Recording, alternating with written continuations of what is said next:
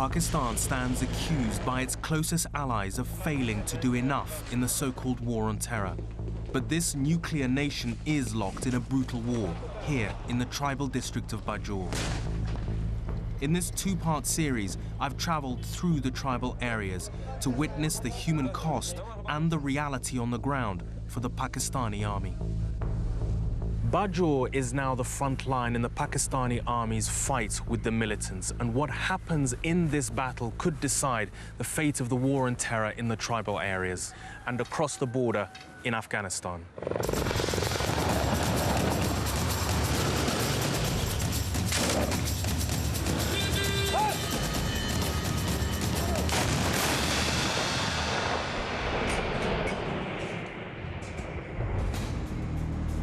The headquarters for Pakistan's military operations in the tribal areas which border Afghanistan is here in Peshawar. It's dominated by the huge Bala Hissar fort, the headquarters of the Frontier Corps. I first came to this historic city as a student.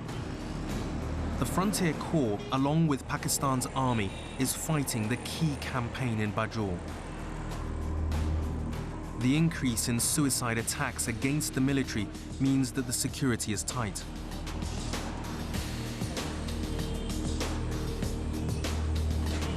Walking up between the massive walls of this fortress is to take a journey back in time.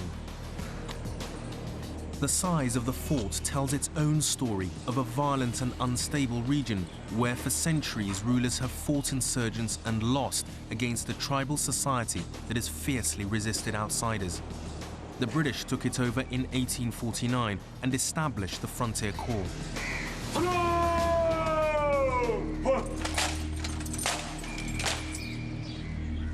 It was set up to subdue the tribes of the northwest frontier, which straddle the border with neighboring Afghanistan. Yet, to this day, the force is still recruited mostly from these local tribes. This building used to be used by the British as prisoner cells, but they've now been turned into a museum that capture the entire history of the Frontier Corps. Right the way through, you find all the familiar names: Waziristan, Swat Valley, and of course the Bajour Agency and insurgency.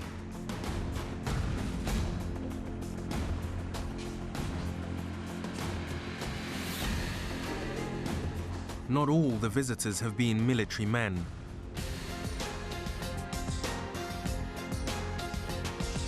And here's George Bush Sr., the father of George W.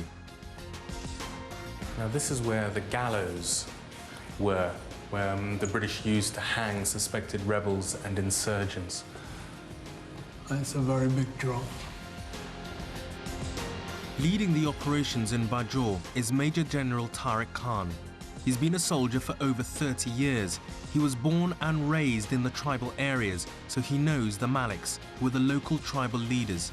He speaks their language and he understands their traditional values. But in terms of society and how it's governed, the role of the Maliks, the role of the clergy or the mullahs, how are things different now to when you knew them as a boy?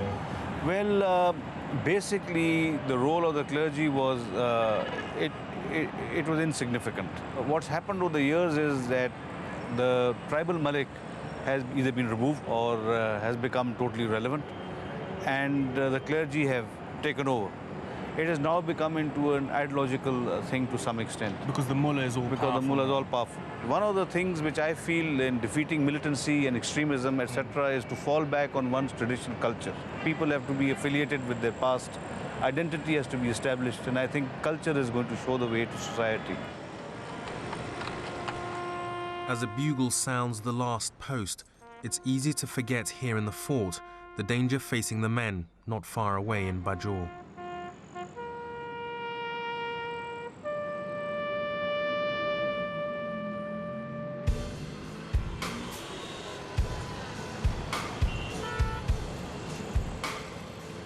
Well, it's early in the morning and I'm back at the Frontier Corps headquarters because the only way into Bajor is with a military escort. It's in the middle of a huge military operation, and besides that, it's an actually restricted area where foreigners are not allowed in. There have been a number of kidnappings, and the only way into and out of the Bajor agency is with the army. It usually takes 3 hours to drive to Khar, the main town in Bajor. The fighting means an 8-hour detour.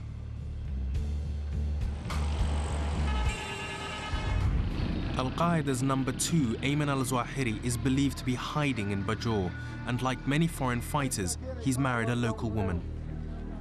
Bajor is the main transit route for Taliban fighters in and out of Afghanistan's neighboring Kunar province. So this has over the time been a kind of a playground for the militants, their playgrounds, their training grounds, their spaces where they've got safe havens. And I think if we get this under control, we'd have helped in reducing the impact of militancy all over Pakistan.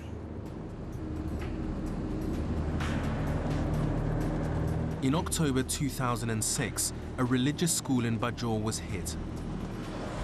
An American drone flying over the area filmed this activity inside a compound.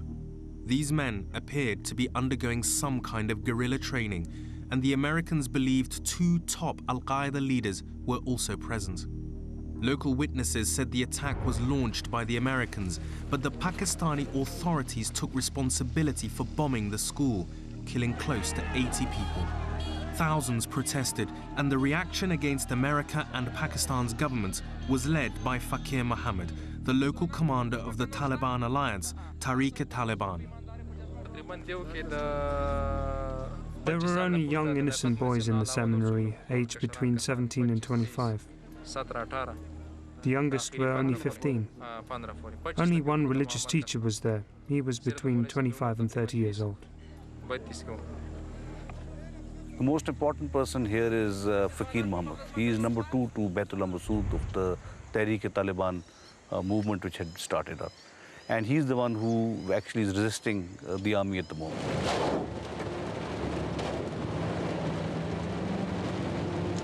The Bajor operation began in August 2008 when a Frontier Corps unit of 150 men was sent to establish a post in Loisam, just 13 kilometers from Khar.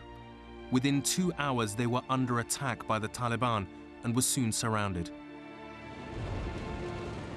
Stunned by the strength of the Taliban, the Pakistan army relaunched their campaign in September 2008.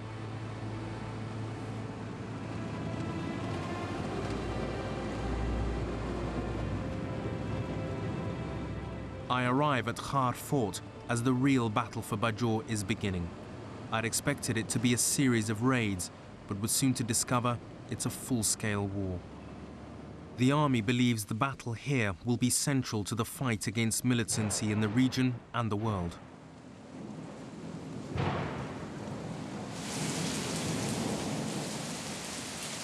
I'm keen to get straight to the front line, but then the weather takes over.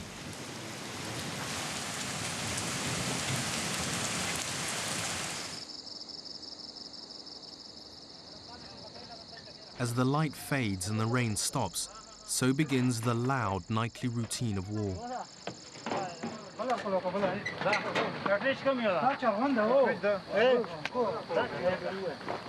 It goes on throughout the night, every night, as Taliban compounds and cave hideouts are pounded.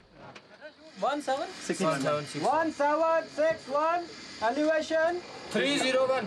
301. Number 4, fire.